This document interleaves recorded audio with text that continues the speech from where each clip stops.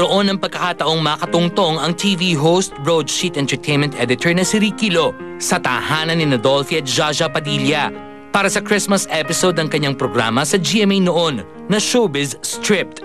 Taong 2005 yon, bakas sa mukha ng Comedy King ang kawalan ng iniinda sa kanyang pangangatawan.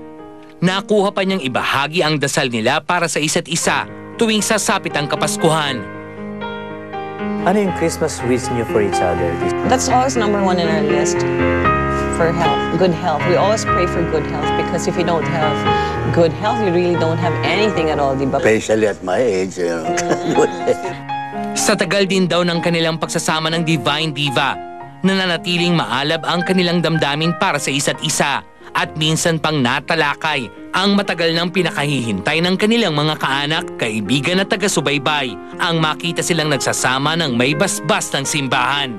The big question mark, kailan yung wedding niyo? Naplanuhin na naman namin yan. Kasi nabuta tayong kwan na parang nagkagasta na kami. Hindi ba dapat doon, sikreto lang, di ba? Most of the money, kanyang pera yung naubos na doon. Ngunit sa pagsama ng Showbiz Stripped sa paglilibot sa buong kabahayan, isang revelasyon tungkol sa pagiging madasali ni Dolphy ang natuklasan ng naturang programa. So every corner ng bahay namin is something. Tapos we have their menu and then we have a big altar there. So we don't forget to pray. Si Dolphy mahilig every corner. He goes around the house hanggang labas, nagdadasal siya.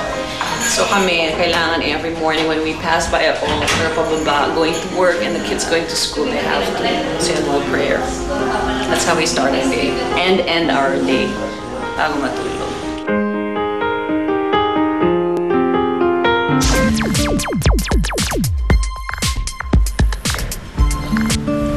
At ito, kasama natin si Shasha para express ng kanyang feelings itong mga difficult days sa kanyang buhay at sa Quezon family. Shasha, muli ay nakikidalamhati kami sa iyo at sa Quezon family. Alam ko mga pinagdadaanan mo. Kumusta ka naman itong mga huling araw? Nakakahugot naman ng lakas kahit papaano dahil lalo na nakita ko yung clip na ng mga tao na pumipila.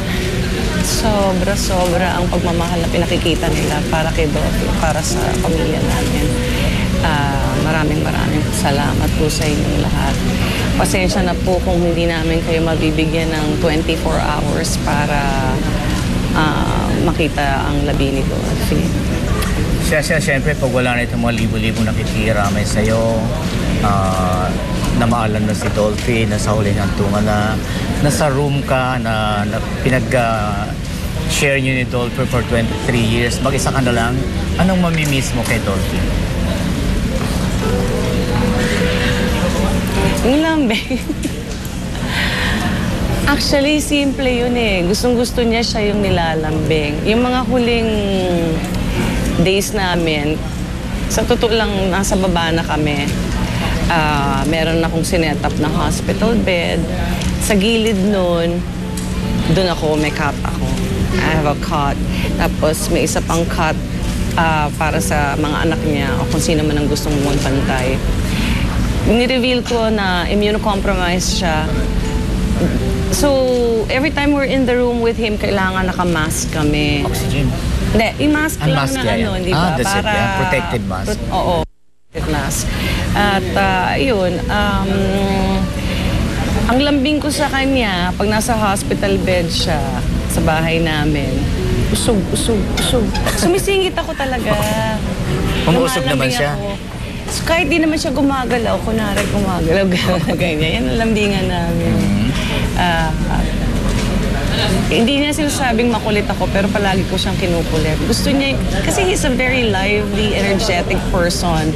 Pero syempre, towards, nag-umpisa nung na-hospitalize siya last year for nearly 2 months. Hindi namin sinabi sa mga tao na talagang hindi na siya nakakalakad. Para sa kanya, tanggap naman niya na pwede siyang mag-wheelchair. Gusto lang niya sana, ang request niya noon ay makapunta siya sa mga kaibigan niya, makapasyal-pasyal siya. Pero unfortunately, hanggang hospital lang ang pasyal na pinapayagan ko. At saka yung labas ng bahay namin, sa backyard, ganyan. Kasi nga, pinaprotektahan namin siya, baka siya mahawa, mga bacteria, baka siya. Ganun na, immunocompromised kasi. Siyang pagkaalam ko, si Dolphy tuwing kakain sa labas, na hindi kasama, he made sure na mapapagbalot ka ng favorite food mo. Oo.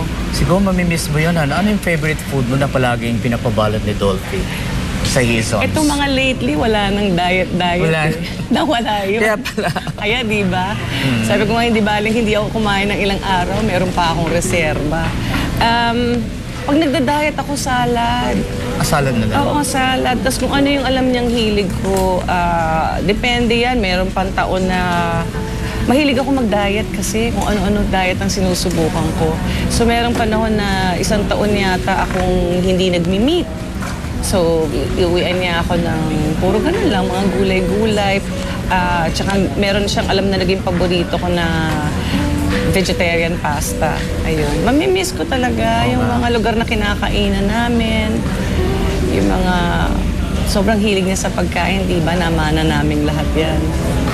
Nung kinanta mo yung Through the Years, theme song nyo yun, di ba? Pag binulong lang sa'yo ni Dolphy yung I Love You, kasi meron siyang sa leeg, no? Break. Pag ikaw ba mag-isa na sa kwarto at tahimik ang lahat, yun din ang ibubulong mo kay Dolphy. At sa tingin mo, nandiyan siya nakikinig sa'yo? Tinanong sa akin yan ng isang araw ni Kuya Boy kung nararamdaman ko yung spirit niya. Sabi ko, honestly, Kuya Boy, hindi. Dahil ini-imagine ko siya palagi, kinakausap ko. Pero sa gabi, pag tahimik na talaga ang lahat, naririnig ko yung boses niya. Love you, ganyan. Kinakausap niya ako. Kanina, pagbango ko, for the first time, naramdaman ko siya. Paano? Katabi ko. Oo. Oo. Tsaka nangangalabit, ha? Oh? May ganon. Oo. So, mamimiss mo yung kalbit, ano?